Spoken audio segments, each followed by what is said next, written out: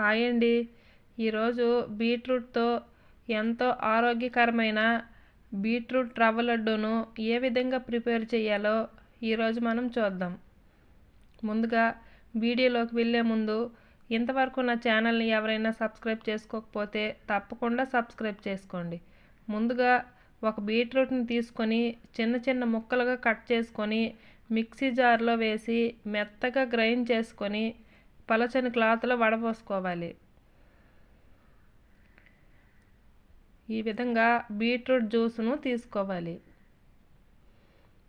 Beetroot జ్యూస్ను పక్కన పెట్టుకొని stove మీద ప్యాన్ పెట్టి 2 టేబుల్ స్పూన్ల నెయ్యిని వేసుకోవాలి.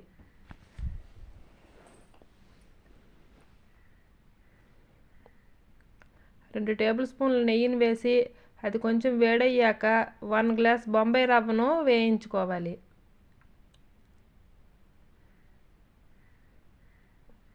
ఈ బొంబాయి రవ్వ మంచి గోల్డెన్ బ్రౌన్ కలర్ వచ్చేదాకా బాగా వేగించుకోవాలి.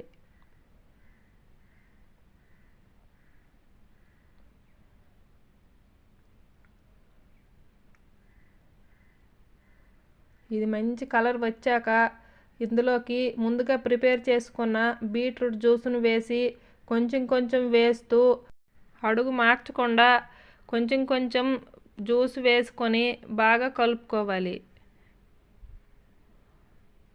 రవ్వ బాగా ఫ్రై అయ్యాక చూడటానికి వీడియోలో కనిపించే విధంగా ఉంటుంది.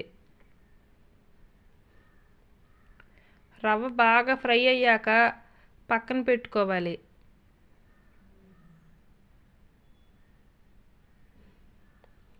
స్టవ్ ఆఫ్ చేసి పక్కన పెట్టుకోవాలి. ఇప్పుడు మనం ఏ గ్లాస్తో అయితే బొంబాయి రవ్వను తీసుకున్నామో అదే గ్లాస్తో పంచదారను ఒక మిక్సీ జార్లో వేసుకొని ఇందులో 5-6 ఇలాచీని వేసి మెత్తగా గ్రైండ్ చేసుకోవాలి. ఇప్పుడు ముందుగా ఫ్రై చేసుకున్న రవ్వలో ఈ పంచదార పొడిని వేసుకొని బాగా కలుపుకోవాలి.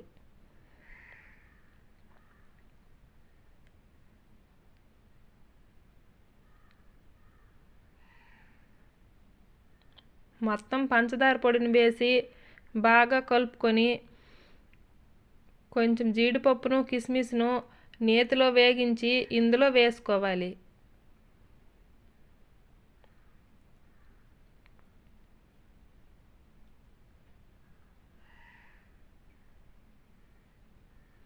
డ్రై ఫ్రూట్స్ వేసి మనకు నచ్చిన షేపులలో లడ్డూను చుట్టుకోవాలి.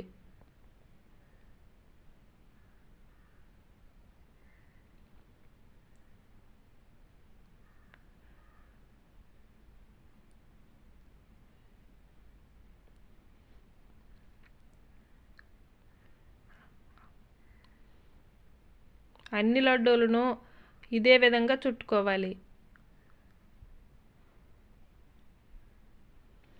అంతేనండి, ఎంతో టేస్టీ హెల్తీ అయిన బీట్రూట్తో రవ్వ లడ్డు అయితే రెడీ అయింది.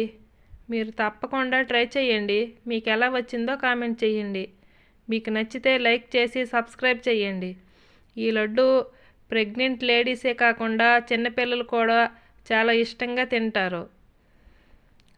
అస్సలు బీట్రూట్ ఎవరు తినకపోయినా ఈ విధంగా చేసి పెట్టండి, అందరూ చాలా ఇష్టంగా తింటారు. అసలు బీట్రూట్ స్మెల్ ఏమీ లేకుండా చూడటానికి తినడానికి కూడా చాలా బాగుంటాయి. నా వీడియోస్ అయితే అందరూ చూస్తున్నారు కానీ లైక్ అయితే మాత్రం ఎవరూ చేయడం లేదు. మీరు లైక్ చేసి మీ సపోర్ట్ని నాకు తెలియజేయండి. ఇంకా ఇలాంటి వీడియోలు మరిన్ని చేస్తాను.